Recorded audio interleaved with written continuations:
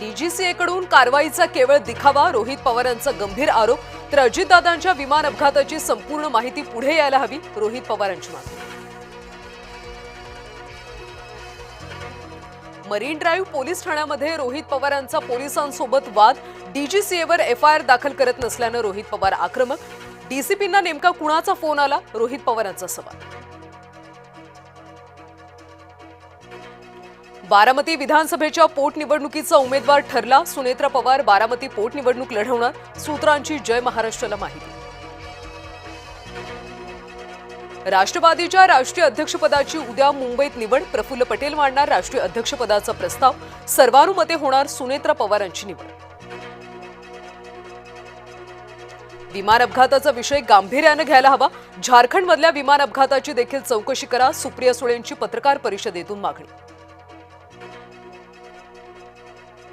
भाजपची विरोधी पक्षनेते संदर्भात नवीन खेळी. राज्यसभा बिनविरोध झाल्यास विधान परिषदेत विरोधी पक्षनेता निवडणार. काँग्रेसच्या सतेज पाटलांच्या निवडीची शक्यता. शिवसेनेकडून राज्यसभेवर राहुल शेवाळेंच्या नावाला पक्षातून प्राथमिकता असल्याची माहिती. शायना एनसी सुद्धा राज्यसभेसाठी इच्छुक, सूत्रांची माहिती. चंद्रपूरच्या किडनी रॅकेटमध्ये पद्मश्री प्राप्त डॉक्टरचा हात. विजय वडेट्टीवारांचा मोठा दावा. पद्मश्री मिळवलेल्या डॉक्टरला अटक करणार का, वडेट्टीवारांचा सवाल. नाशिक स्थायी समितीवर भाजपचे मच्छिंद्र सानप यांची निवड. राष्ट्रवादीचे उमेदवार मुकेश शहाणेंनी निवडणुकीतून घेतली माघार. कुंभमेळ्याच्या पार्श्वभूमीवर महापालिका तिजोरीच्या चाव्या भाजपकडेच.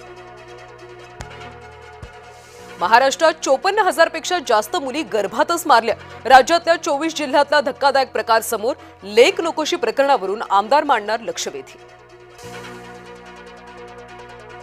मालेगावच्या विद्युत विभागामध्ये सामूहिक नमाज पठण. महापालिकेमध्ये आंदोलन करणाऱ्या नागरिकांनी केलं नमाज पठण. व्हिडिओ सोशल मीडियावर व्हायरल. भाजपचे नेते आक्रमक. शरद पवारांची प्रकृती स्थिर. रुग्णालयातून मिळाला डिस्चार्ज. 3 दिवसांच्या उपचारानंतर पवारांना विश्रांतीचा सल्ला. संभाजीनगरच्या स्थायी समितीच्या 16 सदस्यांची निवड होळीनंतरच. महापौर समीर राजूरकरांनी 5 तारखेला विशेष सभेचं केलं आयोजन. किसान सभा कामगार संघटनांच्या आंदोलनाची सरकारकडून दखल. राज्य सरकारकडून आंदोलक शिष्टमंडळाला बैठकीचं निमंत्रण. आज दुपारी 4 वाजता मुंबईत बैठकीचं आयोजन. एशियाटिक सोसायटीची निवडणूक 14 मार्चला. कुमार केतकर, विनय सहस्त्रबुद्धेंमध्ये अध्यक्षपदाची लढत रंगणार.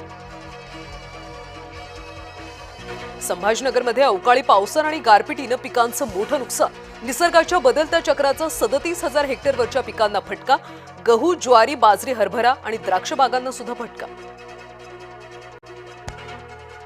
नाशिकच्या दिंडोरीमध्ये एसीबीची मोठी कारवाई. रासेगावची सरपंच आणि तिच्या पतीला लाच घेताना अटक. उपसरपंचांवरचा अविश्वास ठराव नामंजूर करण्यासाठी लाच.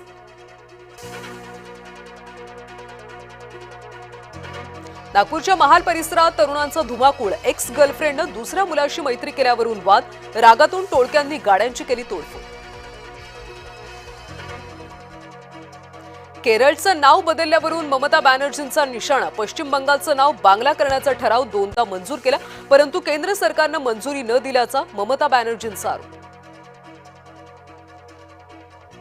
पंतप्रधान नरेंद्र मोदी आजपासून इस्रायलच्या दौऱ्यावर. 2 दिवसीय दौऱ्यात सामरिक संबंध अधिक दृढ करण्यावर देणार भर. आज यजमान लंकेसमोर बलाढ्य किवीसचं आव्हान. सेमीजमध्ये पोहोचण्यासाठी दोन्ही संघांना विजय अनिवार्य.